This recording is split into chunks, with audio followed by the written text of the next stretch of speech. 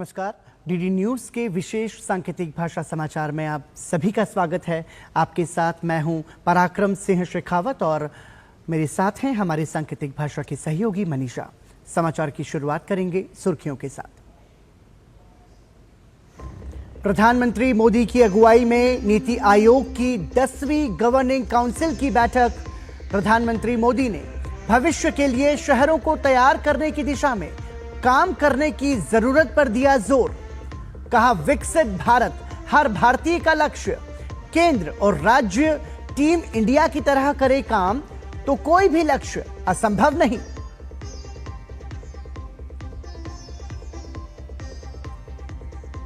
रूस में भारतीय प्रतिनिधिमंडल का नेतृत्व कर रही कनिमोझी ने खोली पाकिस्तान की पोल।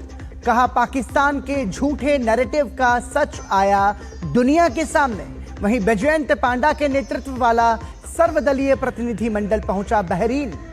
शशि थरूर के नेतृत्व वाला दल गयाना के लिए हुआ रवाना।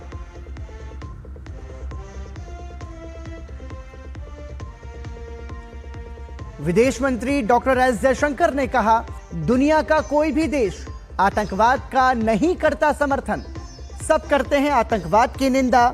जर्मनी ने आतंकवाद के खिलाफ भारत के आत्मरक्षा के अधिकार को दी मान्यता।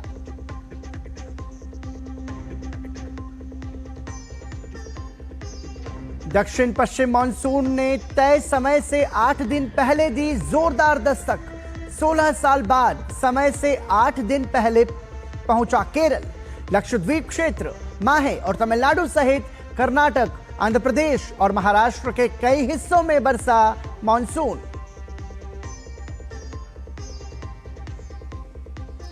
और इंग्लैंड दौरे के लिए 18 सदस्यीय भारतीय टीम का ऐलान। शुभमन गिल बने टेस्ट टीम के कप्तान। ऋषभ पंत होंगे उपकप्तान। लंबे समय बाद करुण नायर की हुई भारतीय टीम में वापसी।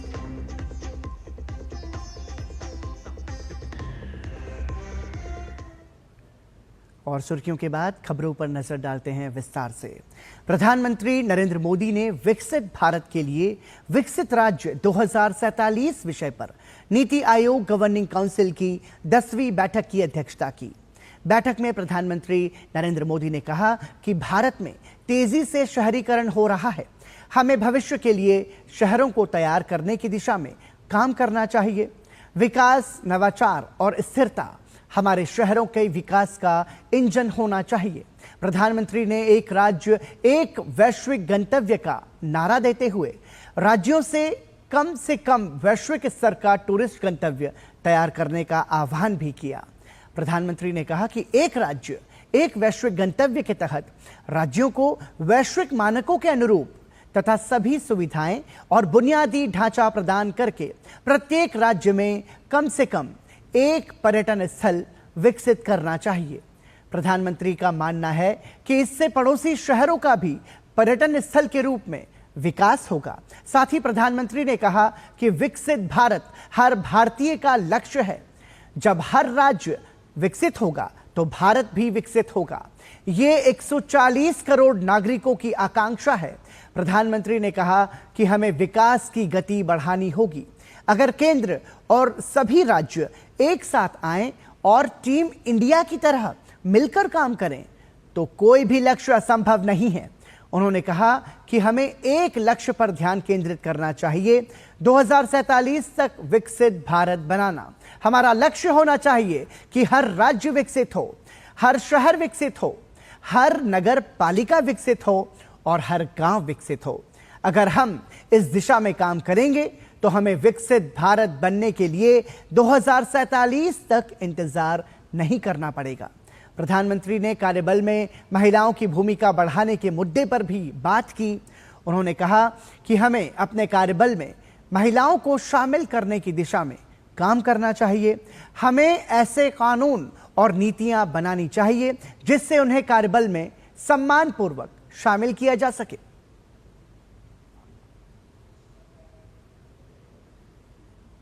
नीति आयोग की 10वीं गवर्निंग काउंसिल बैठक के दौरान कई राज्यों के मुख्यमंत्री प्रधानमंत्री के साथ अनौपचारिक बातचीत करते हुए नजर आए, जिसमें झारखंड के मुख्यमंत्री हेमंत सोरेन, पंजाब के मुख्यमंत्री भगवंत मान, तेलंगाना के मुख्यमंत्री रेवंत रेड्डी, अरुणाचल प्रदेश के मुख्यमंत्री पेमा खांडू, तमिलनाडु के मुख्यमंत्री एम.के. स्टालिन और आंध्र प्रदेश के मुख्यमंत्री चंद्रबाबू नायडू प्रधानमंत्री के साथ बातचीत करते हुए दिखाई दिए। इनके अलावा देश के कई राज्यों के मुख्यमंत्री बैठक में हिस्सा ले रहे हैं। इस बैठक का विषय विकसित राज्य से विकसित भारत एट 2047 रखा गया है। प्रधानमंत्री इस बैठक की अध्यक्षता कर रहे हैं। और आइए अब नजर डालते हैं मौसम पर। दक्षिण पश्चिम मानसून ने 24 मई को भारत में जोरदार और समय से पहले ही दस्तक दे दी है। मानसून अब पूरे लक्षद्वीप क्षेत्र, केरल, माहे और तमिलनाडु के कई हिस्सों को कवर कर चुका है। ये कर्नाटक, मालदीव और कोमोरीन क्षेत्र के कुछ हिस्सों सहित अरब सागर और बंगाल की खाड़ी के कई हिस्सों में फैल चुका है, जिसमें मिजोरम के कुछ हिस्से भी शामिल हैं।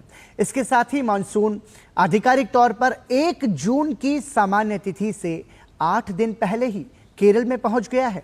अगले 2 से 3 दिनों में मानसून के आगे बढ़ने के लिए परिस्थितियां अनुकूल हैं।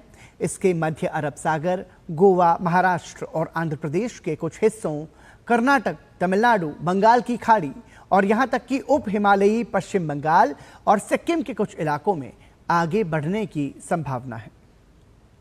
इस बार मानसून अपने तय समय से करीब 1 हफ्ते पहले ही पहुंच गया है।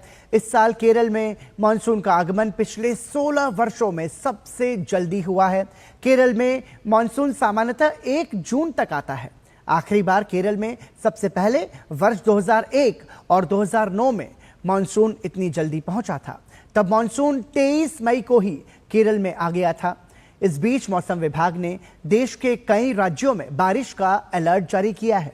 मौसम विभाग के अनुसार कई राज्यों में अगले कुछ दिनों तक भारी से बहुत भारी बारिश की संभावना है।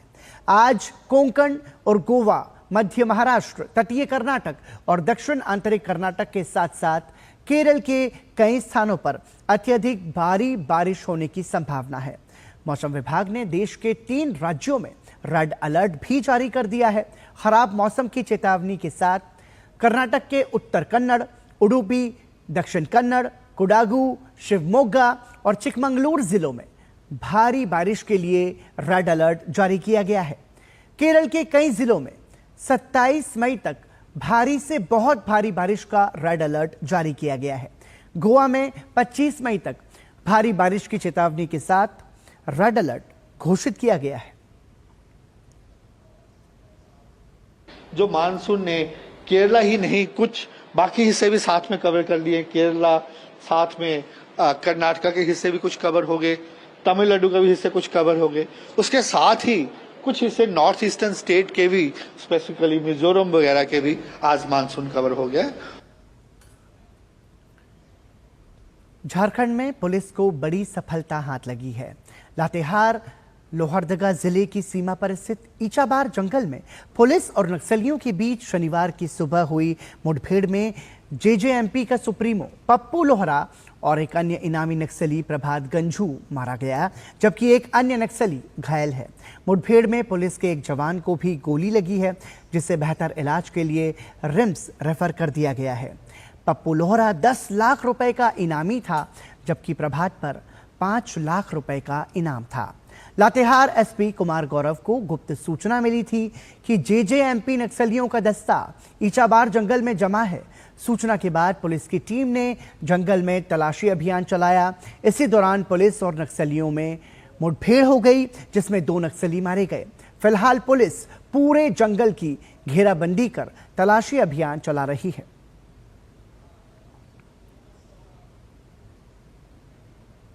सिक्किम में तैनात भारतीय सेना के युवा अधिकारी लेफ्टिनेंट शशांक तिवारी ने साथी की जान बचाने के लिए खुद के जीवन की परवाह नहीं की। लेफ्टिनेंट शशांक तिवारी ने साथी को बचाने के लिए अपनी जान कुर्बान कर दी। दरअसल उनका एक साथी अचानक नदी में गिर गया। नदी में बहाव बहुत तेज था। लेफ्टिनेंट शशांक तिवारी ने देखते ही नदी में छलांग लगा दी। नदी की तेज धार में वो तैर नहीं पाए और उनकी जान चली गई। तमाम प्रयासों के बावजूद उन्हें झरने में 800 मीटर नीचे बह जाने के बाद मृत अवस्था में निकाला गया।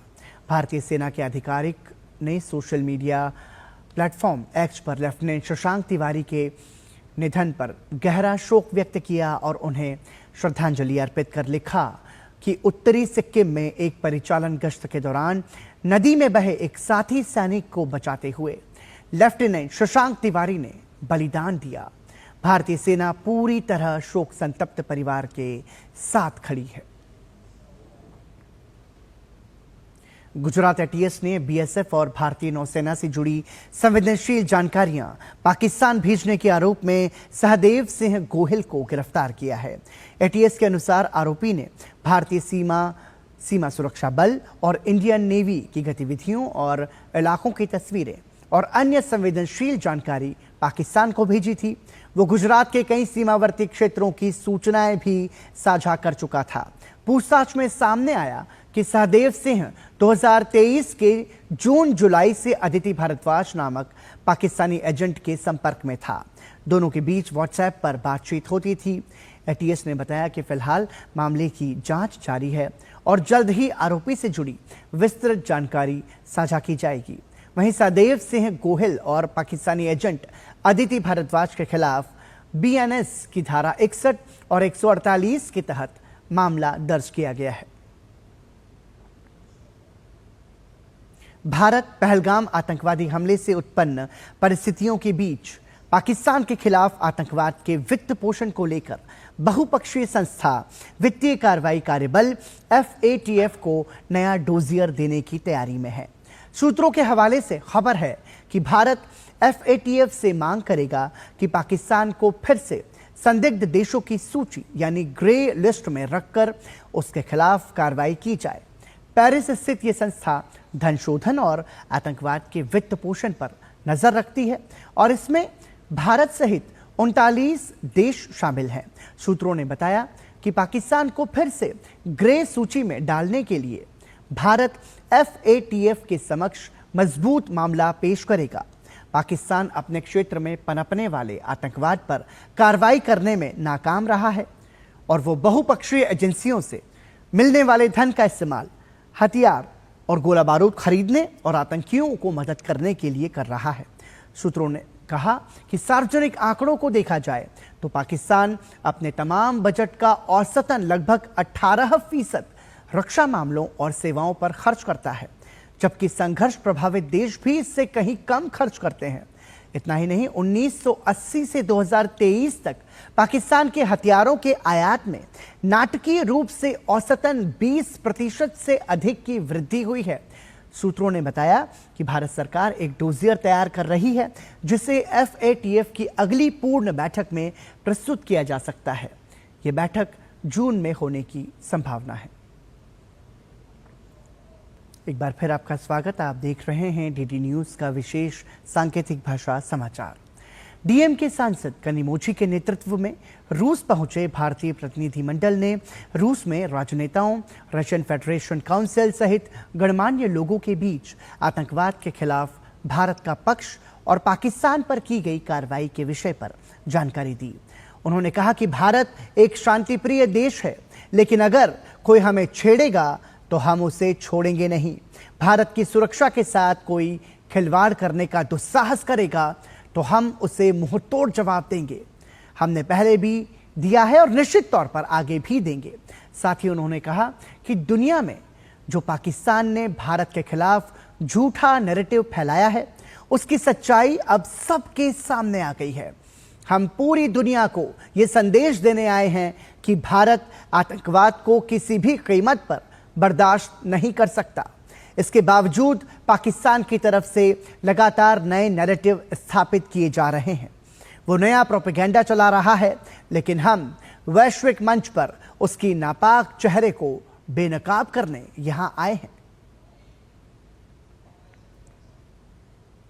Continue to spread false propaganda. So finally, India had no choice but to respond. But when India responded, we responded responsibly. We made sure that no civilians were affected. The military bases were unharmed. We only targeted hubs where the terrorists were harbored and where they were being trained. And we also passed the message to the military and the government in Pakistan. करीमोजी ने बताया कि भारत के पास जवाब देने के अलावा कोई विकल्प नहीं था, लेकिन जब भारत ने जवाब दिया तो हमने जिम्मेदारी से जवाब दिया। हमने सुनिश्चित किया कि कोई भी नागरिक प्रभावित ना हो, सैन्य ठिकानों को कोई नुकसान ना पहुंचे। Our exchange of ideas, and it was a very great opportunity to explain the stand of India. I'm sure you're all aware of the recent happenings in India. On April 22nd, 26 tourists in Kashmir were shot dead by terrorists who had infiltrated into Indian territory, terrorists from Pakistan, and they shot 26 people dead in front of their families, in front of the children. रूस पहुंचे भारत के सर्वदलीय प्रतिनिधि मंडल ने Moscow स्थित भारतीय दूतावास में महात्मा गांधी की प्रतिमा पर पुष्पांजलि अर्पित की। आपको बता दें कि ऑपरेशन सिंदूर के बाद भारत सरकार ने अलग अलग देशों में अपने प्रतिनिधि मंडल भेजे हैं, जो कि ऑपरेशन सिंदूर की वास्तविकता को बयां कर रहे हैं और पाकिस्तान के फॉल्स नैरेटिव पर भारत का स्पष्ट संदेश दे रहे हैं। भाजपा सांसद बैजयंत पांडा के नेतृत्व में सर्वदलीय प्रतिनिधि मंडल 4 देशों की यात्रा के पहले चरण में बहरीन पहुंचा। इससे पहले यह दल दिल्ली हवाई अड्डे से पश्चिम एशिया के 4 देशों बहरीन, कुवैत, सऊदी अरब और अल्जीरिया की यात्रा पर रवाना हुआ था। इस महत्वपूर्ण यात्रा का उद्देश्य वैश्विक मंच पर भारत के आतंकवाद विरोधी रुख को स्पष्ट करना और अंतर्राष्ट्रीय समुदाय से समर्थन जुटाना है। भारतीय जनता पार्टी के सांसद बैजयंत पांडा के नेतृत्व वाले इस प्रतिनिधि मंडल में निशिकांत दुबे, फंगनन कोन्याक, रेखा शर्मा, असदुद्दीन ओवैसी, सतनाम सिंह संधू, पूर्व केंद्रीय मंत्री गुलाम नबी आजाद और पूर्व विदेश सचिव हर्ष श्रृंगला शामिल हैं। दिल्ली से रवाना होने से पहले भाजपा सांसद बैजयंत पांडा ने कहा कि प्रधानमंत्री नरेंद्र मोदी के नेतृत्व में भारत ने पिछले दशक में जो न्यू नॉर्मल सेट किया है कि आतंकवाद के लिए हमारी जीरो टॉलरेंस नीति है, ये नया भारत है और हम जरूर प्रतिक्रिया देंगे। आदरणीय मोदी जी के नेतृत्व में भारत ने जो न्यू नॉर्मल सेट किया है पिछले दशक में, यह है कि आतंकवाद के लिए हमारा ज़ीरो टॉलरेंस है। ये नया भारत है, ये ज़रूर हम रेस्पॉन्स देंगे और जो कोई ऐसा हमला करने के लिए सोच रहे हैं उनको सोचना पड़ेगा कि वो बहुत महंगा पड़ेगा उनको, और ये हम करके दिखाए हैं। भारत ने करके दिखाया है ऑपरेशन सिंदूर के ज़रिए। और आदरणीय प्रधानमंत्री जी ने जिस तरह के रिलेशनशिप्स बनाए हैं पूरे दुनिया भर, उसका भी हमें बहुत फ़ायदा मिल रहा है। एक के बाद एक विभिन्न देशों ने हमारे समर्थन कर रहे हैं, भारत के पक्ष में बोल रहे हैं। ये मैसेज लेकिन कंटिन्यूअसली लेना है, और जो विभिन्न ग्रुप्स अभी जा रहे हैं विभिन्न देशों पर, इनका यही मैसेज रहेगा। पाकिस्तान को बेनकाब करने के लिए भारत कई देशों में अपने प्रतिनिधिमंडल भेज रहा है। इसी कड़ी में आज कांग्रेस सांसद शशि थरूर के नेतृत्व में सर्वदलीय प्रतिनिधिमंडल 5 देशों के लिए रवाना हुआ। ये दल सबसे पहले गयाना जाएगा। इसके बाद ये दल पनामा, कोलंबिया, ब्राजील और अमेरिका का दौरा करेगा। इस सर्वदलीय प्रतिनिधिमंडल में सरफराज अहमद, तेजस्वी सूर्या, जीएम हरीश बाल योगी, शशांक मणि त्रिपाठी, भुवनेश्वर कलिथा, मिलिंद देवड़ा और राजदूत तरनजीत सिंह संधू शामिल हैं। 5 देशों की यात्रा पर रवाना होने से पहले कांग्रेस सांसद शशि थरूर ने कहा कि आतंकवाद से देश चुप नहीं रहेगा। साथ ही उन्होंने कहा कि हमने जो आतंक का दंश सहा है उसे हम दुनिया को बताएंगे। सरकार ने तो उनकी पोजीशन काफ़ी स्पष्ट किए हैं हमारे स्पोक्समैन मिनिस्ट्री के और हमारे फॉरेन सेक्रेटरी साहब भी सीधे लोगों को बताएं कैसे हुआ और क्या हुआ। तो मेरे ख्याल में यही खबर है, हमारे तरफ से यही संदेश होगा। लेकिन हम वहाँ जा रहे हैं लोगों को समझाने के लिए कि हमारा अनुभव क्या था और हमने जो किया क्यों किया और भविष्य में हमारी एटीट्यूड क्यों ऐसे होंगे। तो ये मेरे ख्याल में अलग बात है। ये तर्क करने के लिए हम नहीं जा रहे हैं, हम समझाने के लिए जा रहे हैं। जो भी हमने सह लिया कुछ सालों से, इसके बारे में बोलने के। केंद्रीय वाणिज्य एवं उद्योग मंत्री पीयूष गोयल ने भारत और यूरोपीय संघ के बीच मुक्त व्यापार समझौते FTA पर चर्चा करने के लिए यूरोपीय व्यापार आयुक्त मोरोज सेफकोविक से मुलाकात की। यूरोपीय संघ के अधिकारी ने शुक्रवार को सोशल मीडिया प्लेटफॉर्म X के माध्यम से लिखा कि अपने मित्र और समकक्ष पीयूष गोयल का स्वागत करते हुए मुझे खुशी हो रही है। हम प्रगति करना जारी रखेंगे। आइए कड़ी मेहनत और स्पष्ट फोकस के साथ गति बनाए रखें और मैं जल्द ही हमारी अगली बैठक की प्रतीक्षा कर रहा हूं। साथ ही उन्होंने अपनी इस मुलाकात से संबंधित तस्वीरें भी साझा की हैं। इसका जवाब देते हुए केंद्रीय मंत्री पीयूष गोयल ने लिखा कि मेरे मित्र, गर्मजोशी से स्वागत के लिए धन्यवाद। हम भारत और यूरोपीय संघ की साझा समृद्धि के लिए प्रतिबद्ध हैं। आइए हम इस गति को जारी रखें। विदेश मंत्री एस जयशंकर ने भारत यूरोपीय संघ मुक्त व्यापार समझौते पर वार्ता में तेजी लाने के लिए डट समर्थन मांगा है। साथ ही कहा कि भारत 2025 के अंत तक FTA पूरा करने की उम्मीद करता है। उत्तर प्रदेश की योगी सरकार द्वारा मदरसों में आधुनिक विषयों को अनिवार्य किए जाने का फैसला जमीन पर सकारात्मक प्रभाव दिखा रहा है। जी हां, अब दीनी तालीम के साथ मदरसों में मॉडर्न एजुकेशन भी दिया जाएगा। मदरसों में अब बच्चों के एक हाथ में कुरान और दूसरे में कंप्यूटर का सपना अब सच होने जा रहा है। इतना ही नहीं बल्कि अब उत्तर प्रदेश के मदरसों में मैथ्स, साइंस, कंप्यूटर भी शामिल किए जाएंगे। ये सब जानकारी देते हुए उत्तर प्रदेश में अल्पसंख्यक कल्याण राज्य मंत्री दानिश आजाद अंसारी ने कहा कि अब राज्य के मदरसों में आधुनिक शिक्षा को बढ़ावा देने के लिए दीनी तालीम के साथ मॉडर्न शिक्षा से जुड़े विषय भी पढ़ाए जाएंगे। और इतना ही नहीं बल्कि बच्चों के मदरसा पाठ्यक्रम में NCERT सिलेबस को भी साथ जोड़ा जाएगा। माना जा रहा है कि इस नई योजना से मदरसों के 15 लाख से अधिक छात्रों को बेहतर शिक्षा पद्धति मिलेगी। योगी सरकार ने मदरसों में दीन इस्लाम की तालीम के साथ साथ मैथ, साइंस, कंप्यूटर को भी पढ़ाएंगे। हिंदी, इंग्लिश को कंपलसरी करेंगे। जनरल स्टडीज को कंपलसरी करेंगे। स्पोर्ट्स जो एक्टिविटीज को कंपलसरी करेंगे। फैसले का हर कदम केवल और केवल मुसलमानों को आगे बढ़ाने के लिए। केंद्रीय मंत्री ज्योतिरादित्य सिंधिया ने देश विरोधी बयान पर कांग्रेस नेता राहुल गांधी को फटकार लगाई है। उन्होंने कहा है कि राहुल गांधी की आदत है कि देश की एकता, अखंडता और देश के मान सम्मान पर प्रश्न करना, वो भी तब जब जहां एक और 140 करोड़ देशवासी एकजुट हो रहे हैं और कुछ तत्व हैं जो भारत की प्रभुता और एकता पर सवाल उठा रहे हैं। इससे राहुल गांधी और कांग्रेस की मानसिकता सबके सामने आ गई है।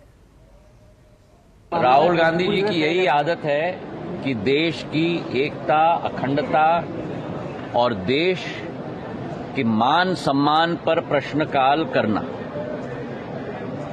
और कहां 140 करोड़ जनता एक हो रही है और कुछ तत्व हैं जो भारत की प्रभुता, भारत की एकता, और जब सामने आतंकवादी और दुश्मन हैं उस समय में भी प्रश्न करना क्या विचारधारा है, ये शायद आपका इस प्रश्न का उत्तर न दे पाएंगे, ना हम दे पाएंगे।